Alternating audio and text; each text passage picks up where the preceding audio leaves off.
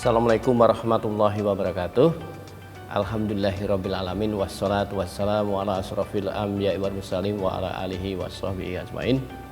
Adik-adik mahasiswa semuanya, mari sebelum kita mulai di dalam aktivitas praktikum Harvard Step Test ini, kita mulai dengan berdoa dulu agar kita melaksanakan aktivitas ini senantiasa dalam rangka ibadah. Berdoa kita mulai.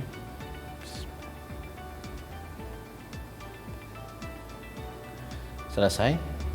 Baik, adik-adik mahasiswa semuanya, di dalam aktivitas praktik di dalam Harvard Step Test, kita nanti akan menggunakan beberapa alat. Yang pertama adalah alat yang namanya stopwatch, ya, stopwatch. Jadi alat ini nanti digunakan untuk mengukur lama waktu denyut nadi kita. Baik, kemudian mengukur yang berikutnya adalah lama waktu kita naik turun bangku, yaitu di Harvard Step Test. Nah, selanjutnya juga untuk mengukur jeda interfase antara waktu pengukuran pemulihan pada saat pasca naik turun bangku. Nanti menggunakan stopwatch ini untuk bisa mengukur waktu dengan tepat. Nah, yang kedua, kita nanti akan melakukan gerakan di dalam aktivitas naik turun bangku. Agar aktivitas itu dalam keadaan terukur, maka keterukuran itu harus dilakukan secara konstan. Nah, gerak langkah kaki kita, ya, naik turun itu adalah harus dengan menggunakan irama sesuai dengan alat ini, yaitu metronom, ya. Metronom ini ada beberapa bagian yang harus kita ketahui. Yang pertama adalah ini untuk mengukur berapa pukulan. Nah, nanti ketika kita menggunakan aktivitas naik turun bangku, maka kita lakukan pengukuran ini, arah pembebanannya ini agar pukulannya menjadi 120. Jadi diarahkan pada posisi 120. Nah, selanjutnya yang berikutnya, ketukan yang kita gunakan adalah ini, yaitu untuk ketukan adanya 4 ketukan. Jadi kalau kita bisa perhatikan di sini, ya, ketukannya bisa kita lihat suaranya. Ada bunyi ting, itu adalah ketukan yang keempat. Tuh 2 3, ya. Tuh 2 3 4. Tuh 2 3 4. Tuh 2 3 4. Nah, itu adalah langkah kaki kita, gerakannya agar terukur secara ritmik. Dengan ritmik tetap ini akan bisa dilakukan pengukuran kebugaran. Nah, yang kedua, kita menggunakan alat, yaitu untuk mengukur tanda-tanda vital. Yang pertama adalah menggunakan alat termometer untuk mengukur tanda vital suhu tubuh, ya. Jadi suhu tubuh ini kita gunakan alat termometer dengan model laser, ya. Ini untuk mengukur suhu agar lebih cepat mendapatkan datanya.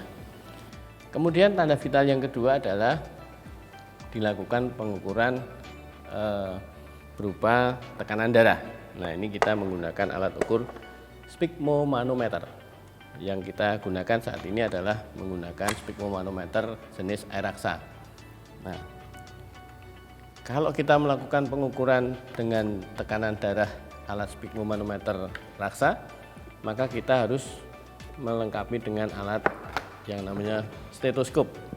Nah, ini stetoskopnya nanti kita gunakan untuk mengukur tekanan darah pasca aktivitas naik turun bangku atau pada saat masa sebelum terjadi naik turun bangku. Nah, adik-adik mahasiswa semuanya, kita melakukan aktivitas kebugaran ini juga untuk diukur tanda vital berupa denyut jantung, ya, denyut jantung atau denyut nadi. Denyut nadi adalah sama dengan denyut jantung. Nah, nanti 3 hal ini yang tanda-tanda vital yang ada di dalam tubuh kita ini kita ukur Dan yang berikutnya adalah frekuensi pernafasan. Ya, tanda vital yang berikutnya adalah frekuensi pernafasan, yaitu ventilasi, inspirasi, dan ekspirasi pada posisi saat sebelum dan saat setelah. Nah, sekarang perlu kita ketahui bersama di dalam tes kebugaran itu, ya, dengan menggunakan Harvard Step Test, di dalam aktivitas orang melakukan kerja fisik, ya, melakukan kerja fisik, kenapa dilakukan pengukurannya itu dengan naik turun bangku? Nah, sedangkan naik turun bangku itu yang naik dan turun itu adalah kakinya.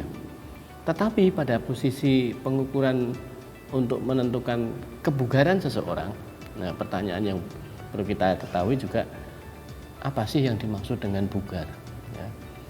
Bugar itu adalah satu kondisi fisik seseorang, ya, kondisi fisik seseorang yang dapat melakukan aktivitas fisik. Nah, jadi ada dua hal yang kita pahami bersama, yaitu aktivitas fisik yang pada posisi seseorang mampu melakukan aktivitas fisiknya ini tanpa mengalami kelelahan. Nah, pertanyaannya, orang yang bugar lelah apa tidak? Bisa lelah.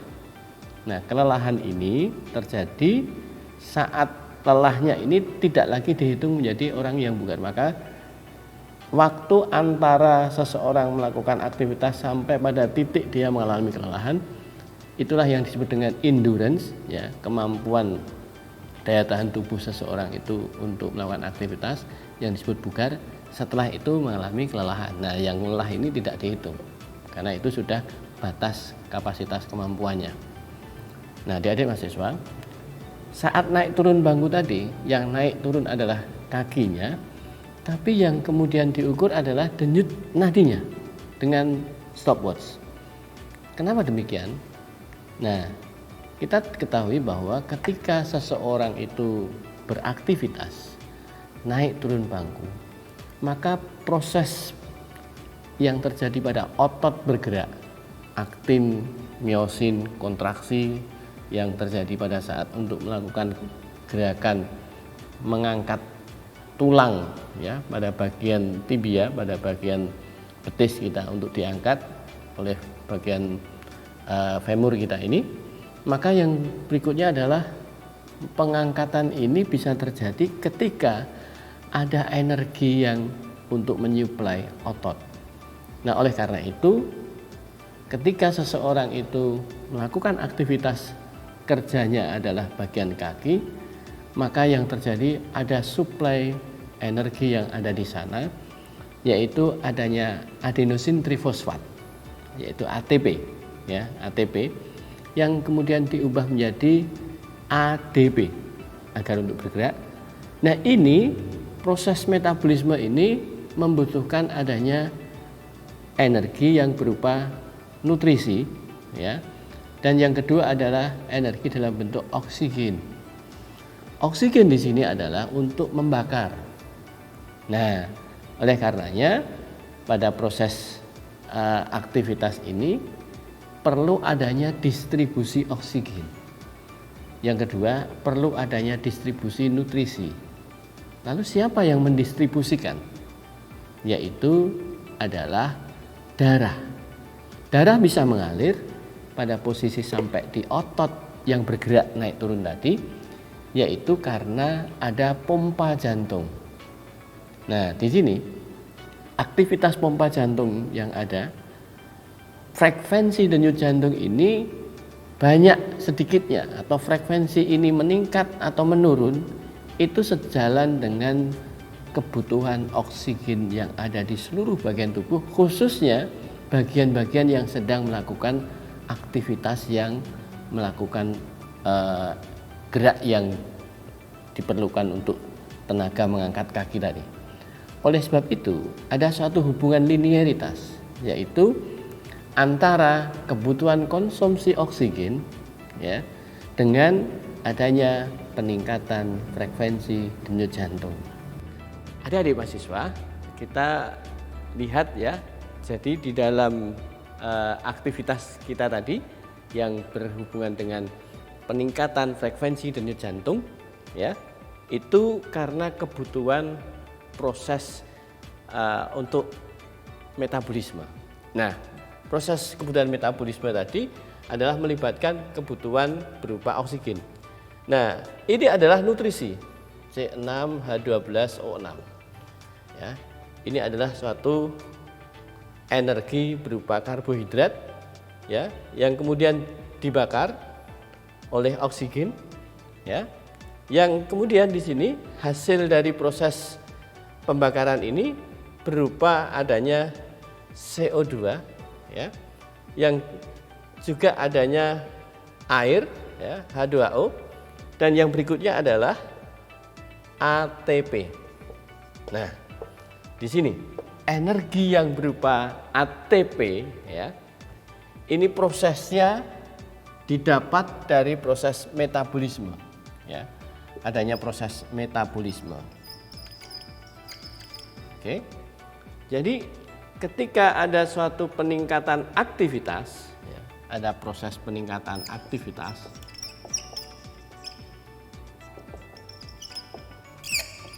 jadi peningkatan aktivitas ini yang akan menyebabkan peningkatan denyut jantung. Nah, jadi peningkatan aktivitas otot di sini, ya, otot dari kaki kita naik turun bangku, maka yang berikutnya adalah ada kebutuhan oksigen yang meningkat, berarti ini akan terjadi peningkatan frekuensi denyut, ventilasi, ya, nafas kita, frekuensi ventilasi pernafasan kita. Yang berikutnya adalah denyut jantung meningkat. Jadi itu ada suatu hubungan yang linier. Maka ketika ada aktivitas tadi naik turun bangku, ini aktivitas naik turun bangku, maka yang berikutnya muncul adalah adanya peningkatan ATP ini untuk menjadi panas, ya, panas tubuh, ya. Jadi tanda vital tubuh kita, sign yang ada pada tanda-tanda vital tubuh ini, diantaranya suhu akan terjadi peningkatan, walaupun peningkatannya tidak sampai pada posisi menjadikan demam seseorang, tetapi pasti ada perubahan peningkatan, ya. Suhu normal kita adalah pada posisi 36,5 sampai 37 derajat Celcius, ya, kisaran naik turunnya nanti pada posisi sampai 0,5, ya, 37,5, ya, tapi itu sudah terlalu panas kalau itu, ya, paling tidak 37 nanti. Nah, ada mahasiswa, ATP ini selanjutnya ketika digunakan untuk gerak, maka dia akan dirubah menjadi ADP, adenosin difosfat, ya, adenosin difosfat. Nah, itulah yang digunakan untuk bergerak, ya, untuk gerak. Nah, sehingga terjadinya pemenuhan kebutuhan gerak ini harus ada adenosin difosfat, maka yang terjadi nanti ada proses metabolisme ini harus berlangsung, maka di sini akan terjadi peningkatan. Nah, di dalam proses aktivitas, ya, yang terukur, ya, dan teratur, ya, adanya suatu keterukuran dan keteraturan di dalam proses bergerak, ya. Maka ketika orang itu bergerak secara teratur dan terukur, yaitu orang melakukan exercise,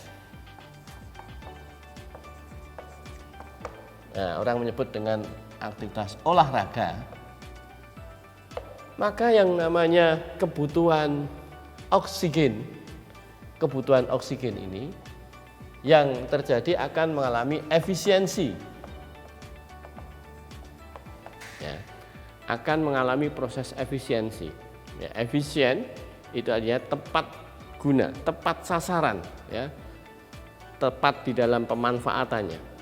Jadi dalam aktivitas yang sudah mulai terukur, maka yang terjadi efisiensi. Sehingga kalau kita bandingkan nanti orang yang terlatih melakukan aktivitas olahraga, bergeraknya itu pembebanannya dengan aktivitas yang terukur tadi, maka ada efisiensi oksigen yang ada menyebabkan denyut jantung seseorang itu peningkatannya tidak mengalami pelonjakan yang begitu bermakna dibandingkan orang yang tidak terlatih melakukan aktivitas olahraga. Oleh karenanya, ketika orang tidak pernah terlatih dengan secara baik olahraga teratur ini, maka ketika orang diukur tes kebugaran dengan Harvard Step Test, hal ini pasti akan terjadi lonjakan denyut jantung yang cukup tinggi.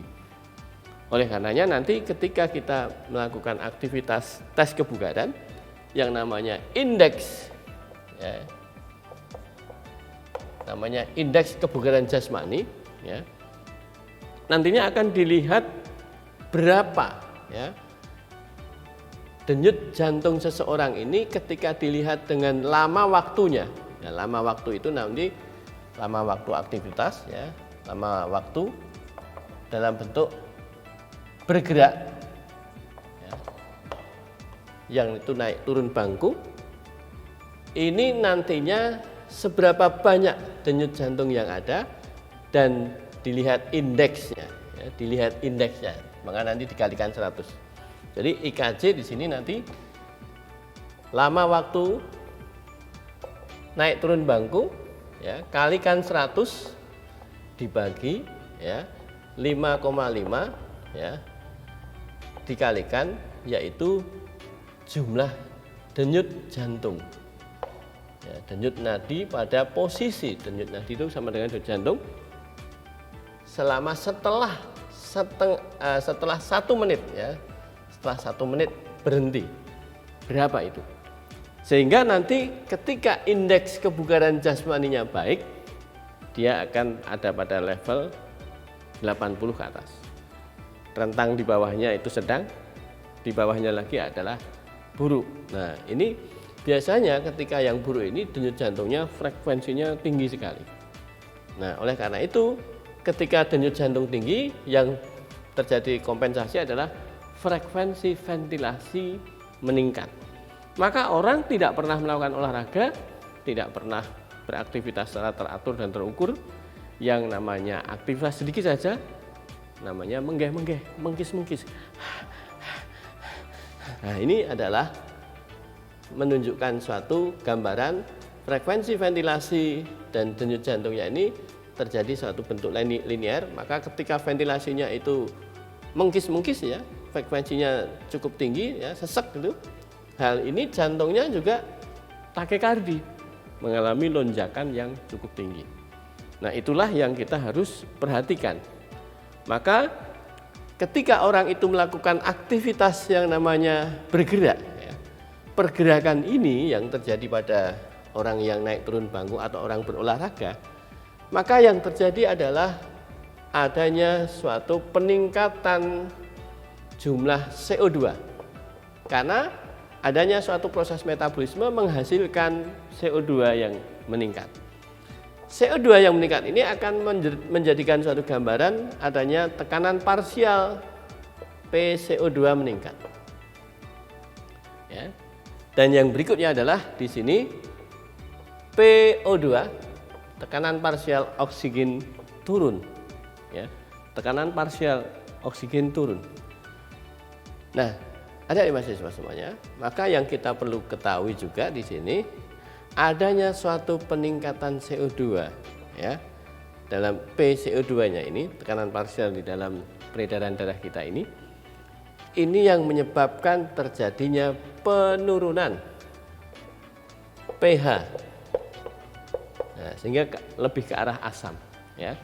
Dan yang berikutnya adalah peningkatan CO2 ini akan menjadikan dampak positif pada aktivitas kardio, respirasi. Nah, kenapa sebabnya? Karena dalam posisi CO2 yang meningkat di dalam aliran pembuluh darah kita ini, maka di dalamnya pembuluh darah akan mengalami vasodilatasi yang diikuti dengan ditunjang adanya panas tubuh, ya. Peningkatan panas dalam tubuh ini akan meningkatkan pelebaran pembuluh darah, sehingga suplai aliran darah di area itu semakin meningkat. Nah, ini ketika kita melakukan aktivitas dengan gerakan-gerakan yang bagus, yaitu dengan aerobik, ya, bergerak secara aerobik. Ya, aerobik itu apa? Dalam aktivitas kontraksi otot yang ada pada seseorang, tegangan kontraksinya mencapai kurang atau sampai dengan kurang atau sama dengan 10%. 10%, ya. Jadi 10% ini yang terjadi pada seseorang akan menyebabkan seseorang aktivitas aerobik. Tapi sebaliknya, ketika seseorang itu beraktivitas ternyata lebih dari itu, ya, bisa sampai lebih besar dari 70%, ya. Ini gerakan aktivitas kontraksi ini cukup membuat tegangan otot kita ini ketika bergerak menyebabkan justru suplai darah ke arah otot menjadi terhenti. Itu yang namanya aktivitas gerakan dengan anaerobik. Maka gerak yang menggunakan anaerobik ketika digunakan untuk olahraga untuk menunjang kebugaran, untuk menunjang agar kita sehat, ya, kardiorespirasinya, justru sebaliknya ini akan menyebabkan justru orang mengalami ketidaksehatan di dalam tubuhnya. Itu contoh yang bisa kita lihat adalah gerakan dengan cepat, ya. Jadi lari 100 meter misalnya, ya, lari 100 meter adalah suatu aktivitas bergerak cepat yang ditunjang dengan gerakan cepat ini menyebabkan seseorang mengalami aktivitas metabolisme secara anaerobik. Nah, ini yang menyebabkan pembentukan kecepatan asam laktatnya cukup tinggi. Itu yang menyebabkan seseorang menjadi cepat lelah, ya. Oleh karena itu, bagi seseorang yang ingin kebugarannya baik, maka sebaiknya jangan melakukan aktivitas yang anaerobik tetapi yang aerobik, yaitu tegangan kontraksi ototnya tidak sampai ke sana sehingga aliran darah yang ada di otot, suplai darahnya menjadi lancar, oksigen menjadi tersuplai dengan baik, nutrisi tersuplai dengan baik, metabolisme lancar, pembentukan ADP baik, maka seseorang metabolismenya tidak terlalu cepat membentuk aktivitas berupa asam laktat. Nah, itulah kenapa pada kondisi seseorang, bagi orang-orang di usia-usia tertentu tidak disarankan untuk melakukan aktivitas yang relatif bergerak dengan anaerobik. Nah, adik-adik mahasiswa semuanya, bagi Anda semua di usia saat ini itu orang masih bisa melakukan anaerobik, ya, gerakan-gerakan cepat di dalam olahraga yang perlu kecepatan tinggi itu masih diperbolehkan. Tetapi ketika orang di usia lebih dari 35 itu harus hati-hati untuk aktivitas ini karena otot jantungnya sudah tidak lagi berkemampuan untuk bisa dilakukan dengan kecepatan yang tinggi. Begitu adik-adik mahasiswa, ya. Jadi kita bergerak olahraga tidak sembarangan olahraga, tetapi harus dengan ilmu. Adik-adik mahasiswa, kita sebelum melakukan pengukuran Harvard Step Test, ini yang pertama kita harus mengukur tanda-tanda vital terlebih dahulu supaya data saat istirahat seberapa besar data tanda vital seseorang sebagai probandus atau responden yang akan diukur.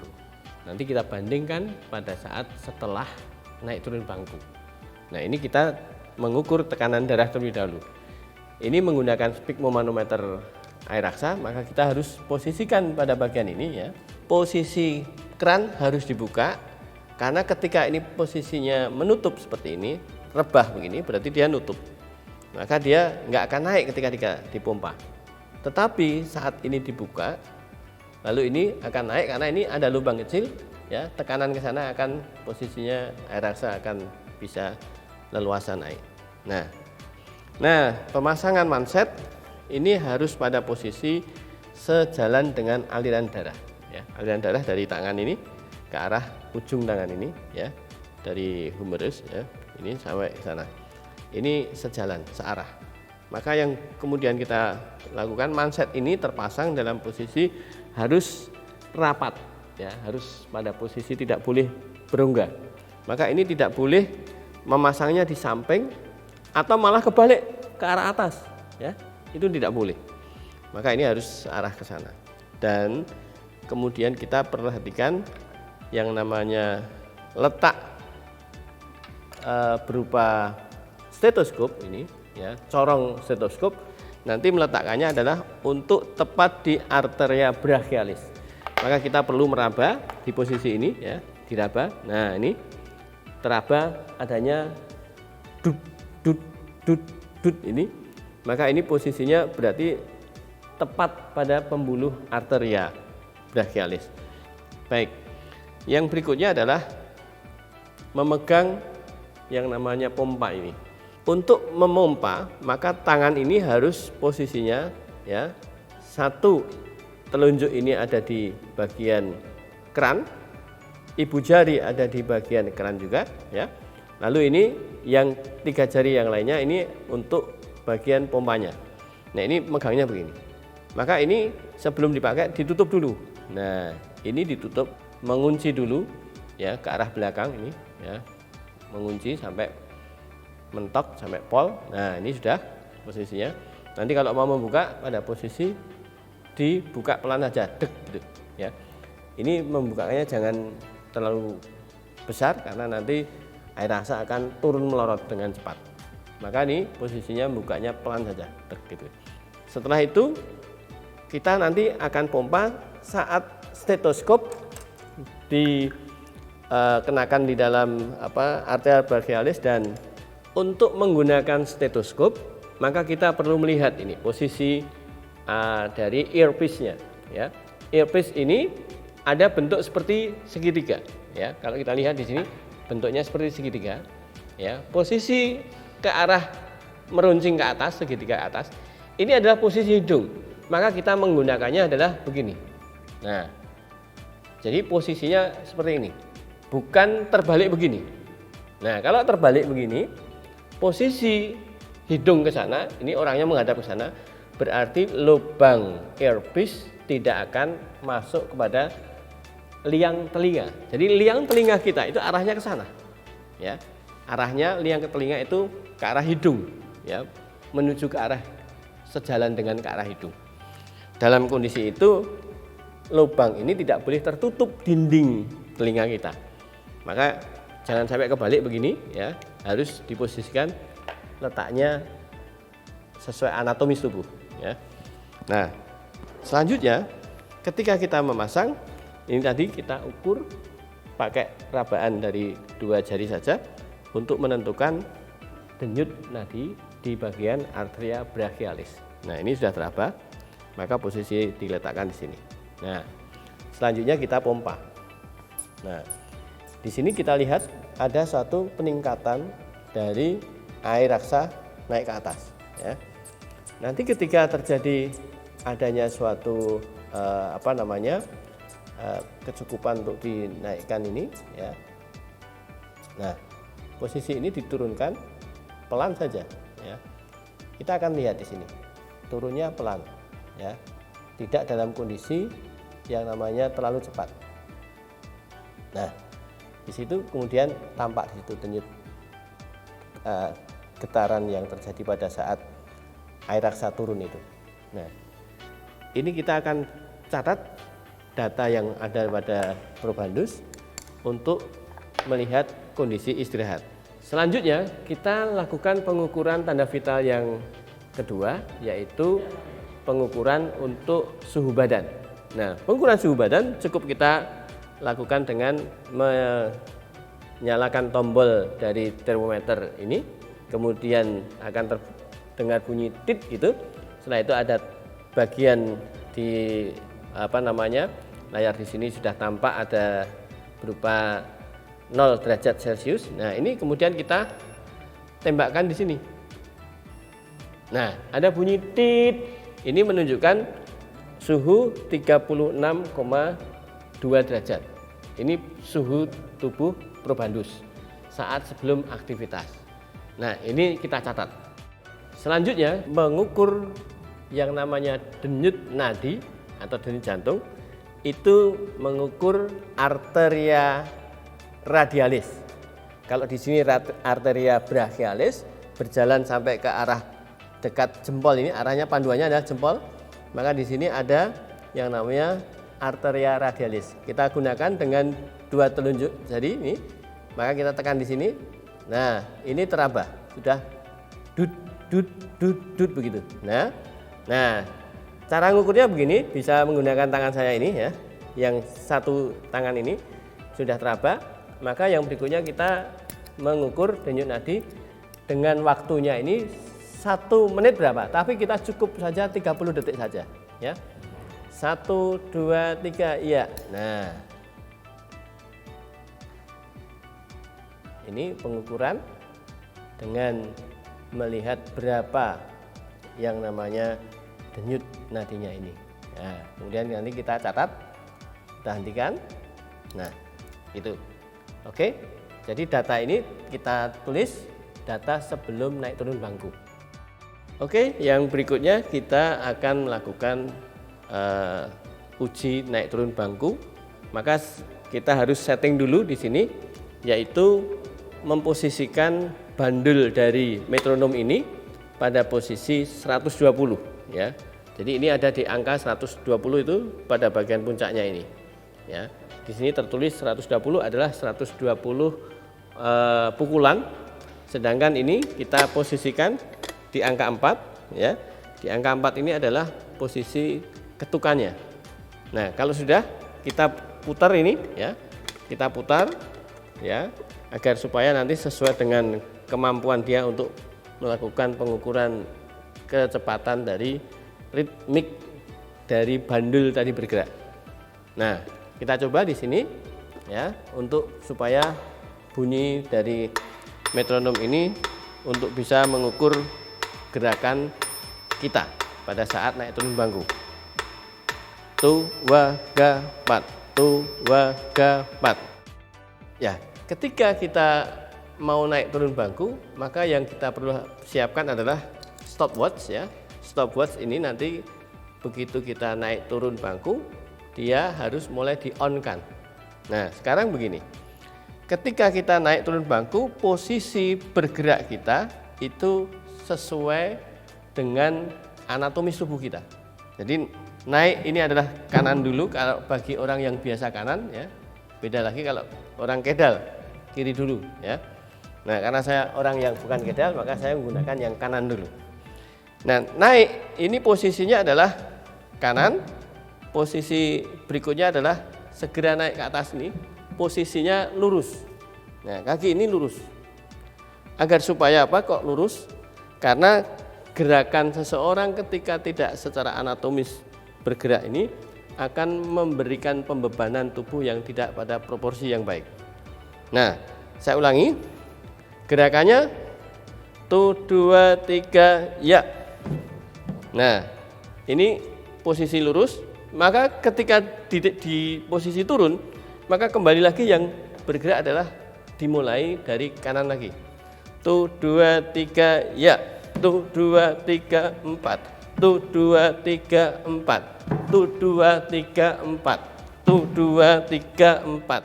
Sekarang kita mulai dengan mencoba naik turun bangku digunakan metronom ya, dan kita gunakan stopwatch untuk mengukur berapa lama waktu kita mampu untuk aktivitas itu. 1, 2, 3, ya.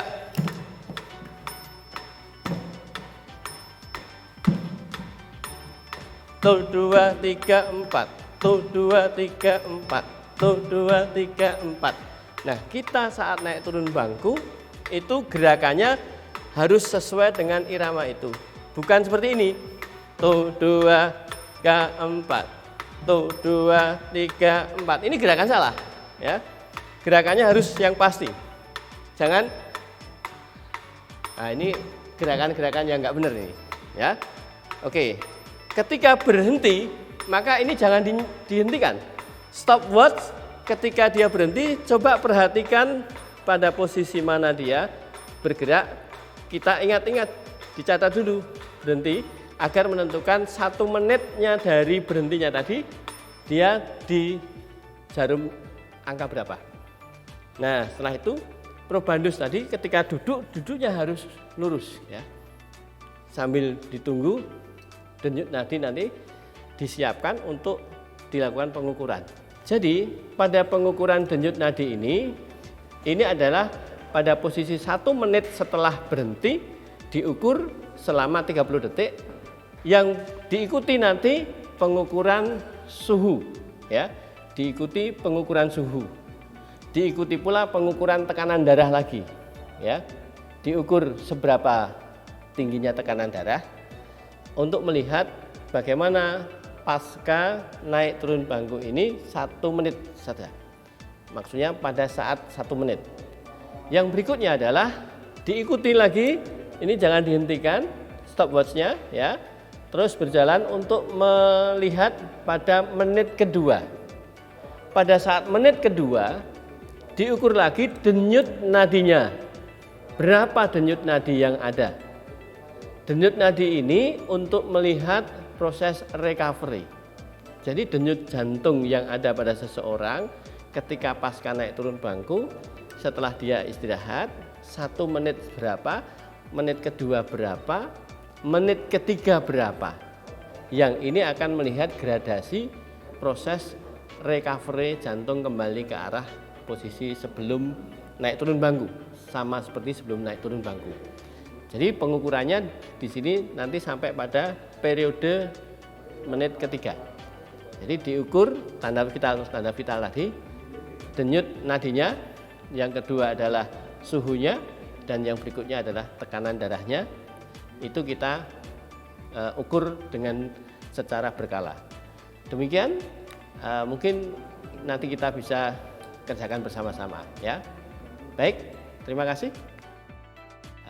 Kita tadi sudah melakukan pengukuran naik turun bangku dengan Harvard Step Test yang ketika kita sudah dapatkan datanya semuanya, nanti kita hitung ya dengan indeks kebugaran jasmani tadi, dan kita lihat dari tanda-tanda vitalnya dari menit pertama, kedua sampai ketiga tadi ada berapa. Nanti Anda bisa lihat sejauh mana probandus ini termasuk dalam kategori indeks kebugaran jasmaninya, masuk dalam kategori baik atau sedang atau mungkin buruk ya. Itu nanti kita lihat dari hasil perhitungannya, dan perubahan yang terjadi di dalam tanda-tanda vital tubuh seseorang tadi, terjadi peningkatan atau terjadi penurunan, nanti bisa kita lihat data dari masing-masing yang nanti mencoba ya. Saya kira itu nanti kita setelah selesai melakukan tabulasi itu, kemudian kita susun dengan membuat laporan ya. Laporan itu sesuai dengan format yang di buku petunjuk praktikum, dan kemudian kita perbincangkan di situ, dibahas di situ hasil data yang kita ada tadi, adanya perbincangan mengenai persoalan pengukuran tadi, kategori probandus yang diukur tadi masuk dalam kategori apa, dan kemudian mengapa demikian ya. Itu kita lihat di literatur seperti apa untuk menunjang pembahasan kita, dan nanti akhirnya bisa kita simpulkan di bagian kesimpulan, dan nanti ditulis di referensinya tadi menggunakan pustaka yang Anda gunakan. Anda mengutip ada beberapa buku atau beberapa mungkin ada jurnal yang pernah Anda baca, di situ bisa dimasukkan di dalam laporan itu. Begitu, terima kasih ya. Semoga Anda semuanya bisa mencoba dan sukses selalu. Assalamualaikum warahmatullahi wabarakatuh.